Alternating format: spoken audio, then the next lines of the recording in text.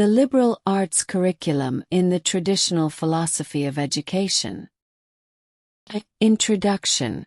The medieval liberal arts curriculum represents a cornerstone of classical education, reflecting a rich tradition of intellectual development and holistic growth. Spanning two major branches, the trivium and the quadrivium, the 7 liberal arts formed the foundation of knowledge for scholars during the Middle Ages. This system was heavily influenced by Greco-Roman educational philosophy and was designed to cultivate intelligence, virtue, and wisdom in learners. The aim of this paper is to explore the traditional philosophy of education as represented by the 7 liberal arts. The medieval educational framework was not only an intellectual pursuit but also a means of shaping individuals capable of understanding the world, engaging in civil discourse, and solving complex problems. By examining both the trivium, grammar, rhetoric, and logic, and the quadrivium, mathematics, geometry, music, and astronomy, we gain a deeper appreciation of how this classical curriculum sought to foster intelligence through a structured, threefold and fourfold approach. 2. Origins of the liberal arts. The concept of the liberal arts has roots in classical antiquity, dating back to ancient Greece and Rome. Philosophers like Plato and Aristotle emphasized the importance of education in shaping an individual's character and intellect. The term liberal in this context derives from the Latin word libere, meaning free. In ancient times, a liberal education was intended for free individuals, as opposed to slaves, who were not granted the opportunity to engage in intellectual pursuits. In Greece, the pursuit of knowledge and virtue was closely tied to the notion of a well-rounded education. Plato's Academy and Aristotle's Lyceum were two institutions that laid the foundation for systematic learning, emphasizing logic, rhetoric, and ethics. The Roman adaptation of this system incorporated both philosophical reasoning and practical skills, laying the groundwork for the educational principles that would later shape medieval Europe. The medieval liberal arts curriculum drew inspiration from this classical tradition, aiming to produce free-thinking individuals capable of rational inquiry and ethical decision-making. By structuring education around the 7 liberal arts, medieval scholars sought to provide students with a comprehensive understanding of both language and mathematical sciences, as well as their practical applications. 3. The 7 liberal arts in medieval education. The 7 liberal arts of the medieval curriculum were divided into 2 main groups: the trivium and the quadrivium.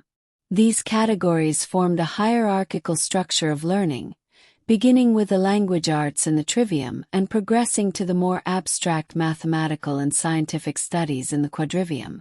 The trivium, which encompassed grammar, rhetoric, and logic, was considered the foundation of education. These subjects were thought to develop linguistic and reasoning skills, essential for engaging in higher-order thinking.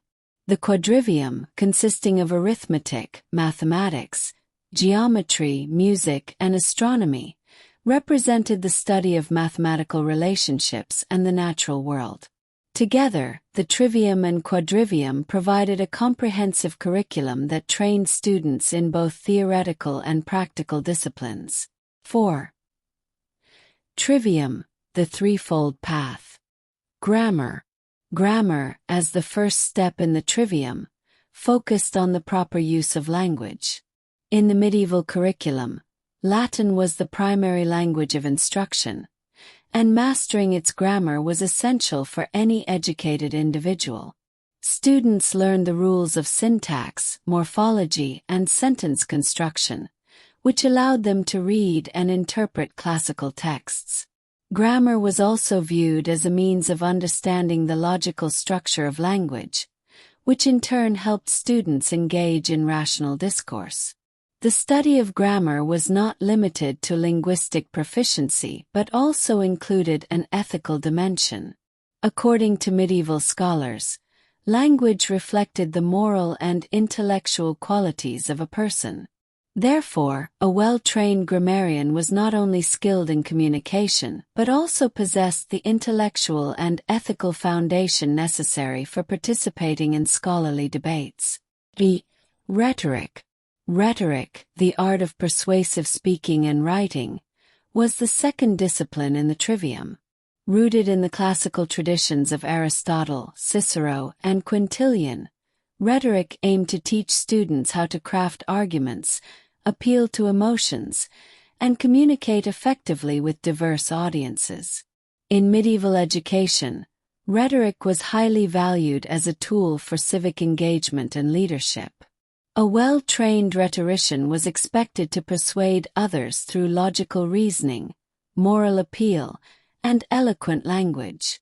Rhetoric was essential in public discourse, particularly in the fields of law, politics, and theology.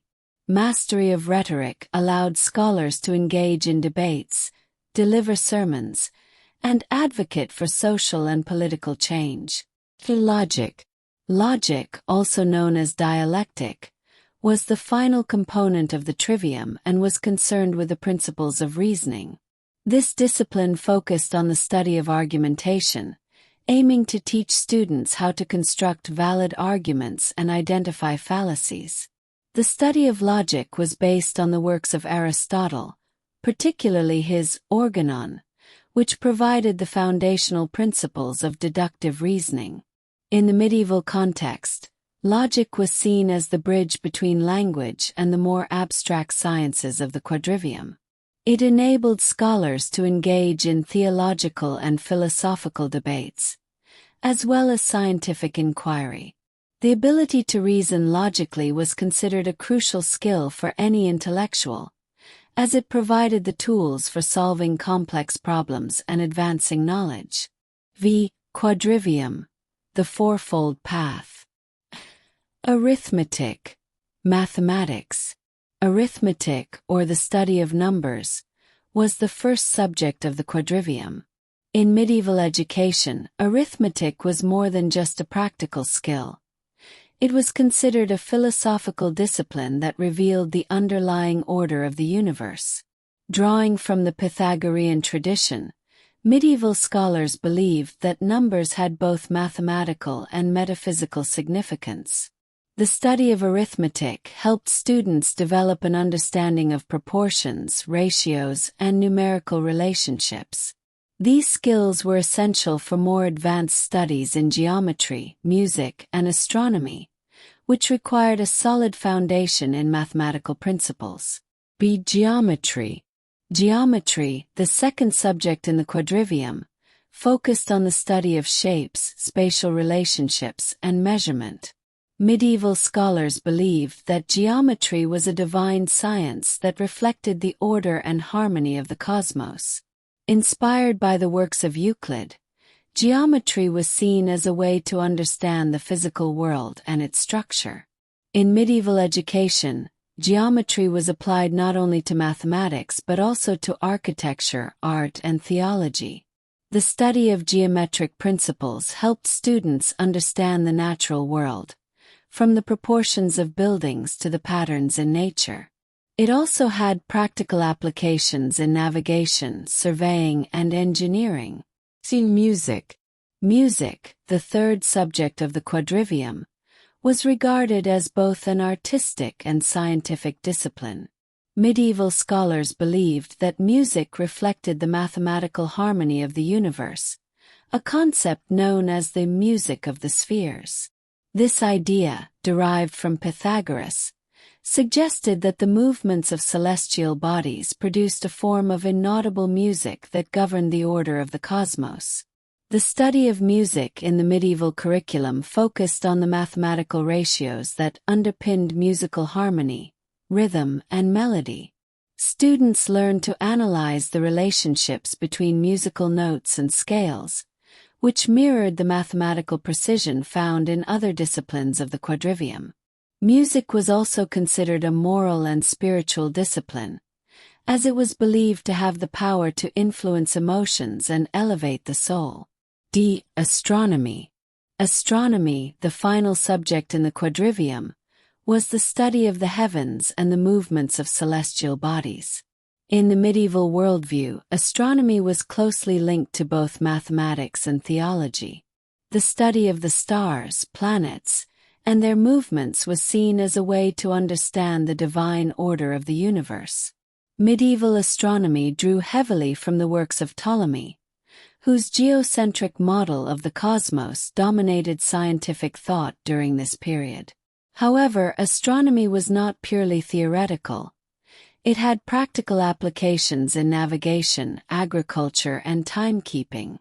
The ability to chart the movements of the stars and planets was essential for understanding the passage of time and the changing of the seasons. 6. Educational philosophy. The purpose and impact of the liberal arts. A. Intelligence development. The medieval liberal arts curriculum was designed to develop intelligence in a holistic manner. The trivium provided students with the tools of language and reasoning, enabling them to think critically and communicate effectively. The quadrivium, on the other hand, introduced students to the mathematical and scientific principles that govern the natural world. Together, these disciplines cultivated both intellectual and moral virtues. Students were expected to not only acquire knowledge but also develop the ability to apply that knowledge in ethical and practical ways. The liberal arts education aimed to produce well-rounded individuals capable of engaging in rational inquiry, ethical decision-making, and civic leadership. B. Holistic learning. The threefold and fourfold structure of the liberal arts curriculum reflected a broader philosophy of holistic learning. Medieval scholars believed that true education involved the harmonious development of both the mind and the soul. The trivium and quadrivium were not seen as separate or isolated subjects, but as interconnected disciplines that contributed to the overall growth of the individual. The trivium, with its focus on language and logic, prepared students for engaging in rational discourse and ethical reasoning.